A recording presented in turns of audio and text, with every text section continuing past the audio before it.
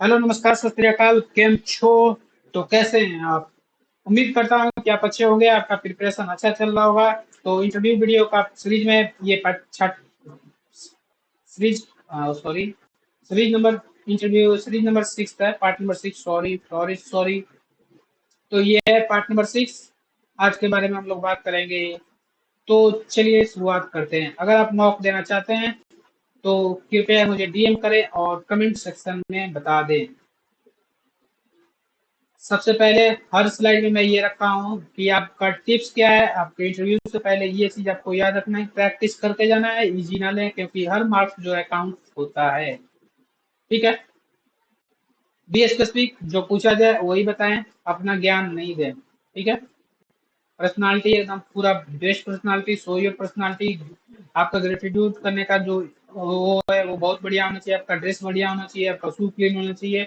और इंटरव्यूअर से जो सवाल है पूछने में, आप डरे नहीं और नर्वस ना हो, डायरेक्टली उनसे सवाल पूछे, बहुत ही पोलाइटली वो बात करेंगे।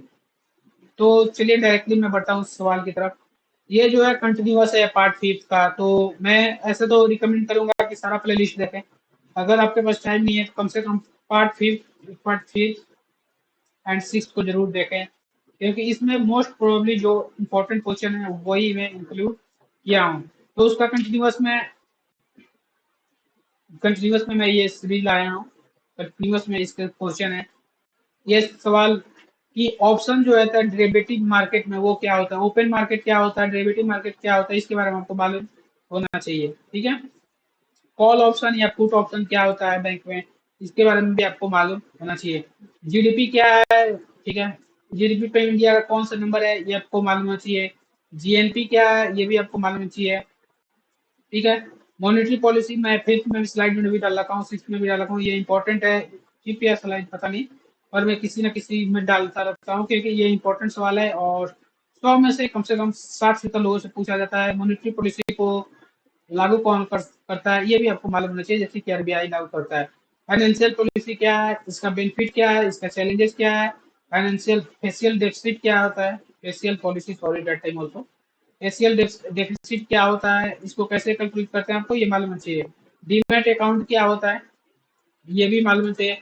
रुपे कार्ड क्या होता है, ये तो आपको ये तो बता दीजिए कि रुपे कार्ड क्या होता है।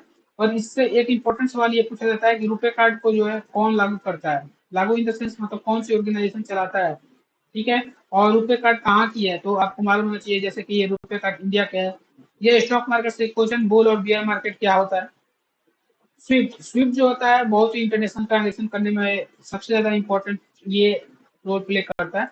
तो इसका कम से कम फुल फॉर्म तो मालूम ही होना चाहिए। और इसके रिलेटेड रिसेंट न्यूज जो ये रसिया से हुआ था, जब स्विफ्ट स्विफ्ट ने इनमें बैन लगा दिया था, तो इसके बारे में आपको मालूम होना चाहिए, इसलिए ये इम्पोर्टेंट सवाल हो जाता है। ठीक है। सर्विस टैक्स जो क्या होता है वो क्या होता है, सर्विस पे जो टैक्स लगता है वो क्या होता है, एग्जाम्पल इसका आप देख लीजिएगा। आगे बढ़ने से पहले, सॉरी, आगे बढ़ने के साथ मैं ये बोलना चाहता हूँ कि म्यूचुअल फंड क्या होता है। जो ये जो स्टॉक मार्केट के कुछ सवाल है ये पूछा नहीं जाता मोस्टली। ठीक है। और फिर भी अगर आपकी किस्मत खराब है तो आपसे ये सवाल पूछा जा सकता है। ठीक है। सेफेस्ट टाइप ऑफ फंड कौन सा होता है, तो गवर्नमेंट बॉन्ड्स जो होते हैं वो सेफेस्ट होते हैं, फिक्स डिपॉजिट होते हैं, ये सब जो है सेफेस्ट फंड में आते हैं।